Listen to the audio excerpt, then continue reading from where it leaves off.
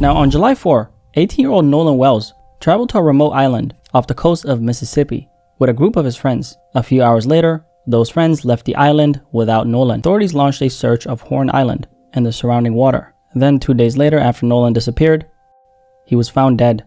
His body was discovered in the water near the same area where he had last been seen. Authorities say they currently have no evidence that a crime occurred and believe Nolan may have drowned. But his family is not satisfied with that explanation, and considering how many questions still surround the hours before his death. Investigators look into Nolan Wells' final hours, the more unanswered questions seem to surface, and one of the biggest now centers on a mysterious message.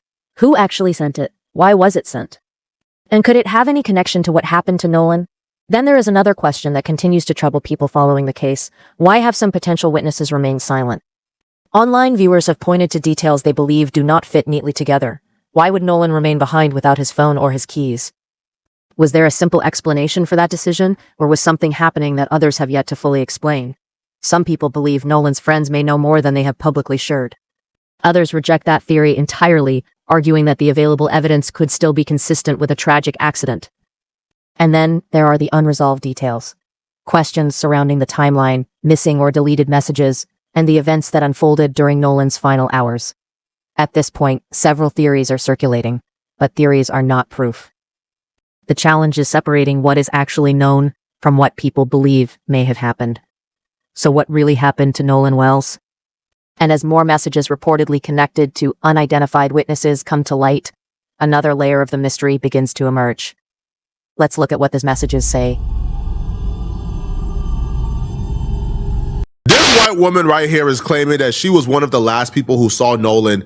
And when she saw Nolan, he was involved in an altercation with somebody who, in her words, is going to go to jail based on what she witnessed. Now, somehow, some way, and a lot of you guys probably already suspect this, somehow, some way, Officer Tatum is involved somewhere in this equation, in which you will find out at some point in this video. But here is what she has to say. Now, her page is on private, so we only have people reading what she said on her page.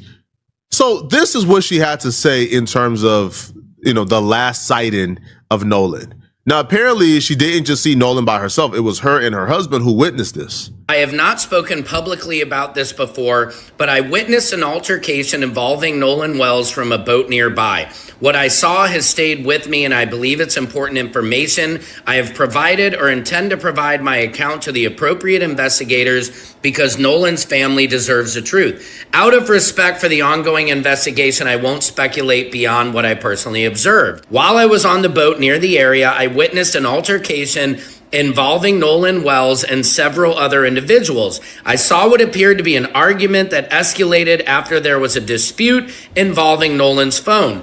I heard Nolan yelling for his phone to be returned. The argument continued after the group reached shore, and I observed a physical fight involving Nolan and multiple people. I also observed a young woman telling them to stop. At that point, I left the area because the situation had appeared to be getting worse. I did not remain long enough to witness what happened afterward. Everything beyond what I personally observed would be speculation, so I cannot honestly say. Said she messaged one of the individuals that she saw, hey, I just want to say I was a passenger on another boat and I saw the argument between you guys and we'll go to the police with this information. I also have video footage. My husband doesn't show much, but it shows the argument that was taken and how you guys were upset at Nolan because it remains unclear whether those videos were ever provided to investigators or whether the people behind the posts ever gave an official statement to police. And describe an alleged encounter involving Nolan Wells shortly before his disappearance. Her account, as presented in the discussion, was that she had seen Nolan involved in an altercation with another person. But instead of immediately focusing on what she claimed to have witnessed, the attorney reportedly asked whether the woman had been drinking. That response sparked an immediate backlash. Why question her sobriety before fully examining the substance of what she was claiming to have seen? That does not prove her account was accurate. It does not establish that an altercation actually occurred. But it does raise a legitimate investigative question. If someone says they witnessed a potentially important event shortly before Nolan disappeared, shouldn't the first priority be determining what they saw, when they saw it, and whether anything else can corroborate their account? Nancy Grace reportedly pushed back during the discussion, quickly moving away from that line of questioning and redirecting attention toward Tatum. And that is where the conversation became even more compelling, because Tatum's response to the situation has been singled out by commentators as particularly significant.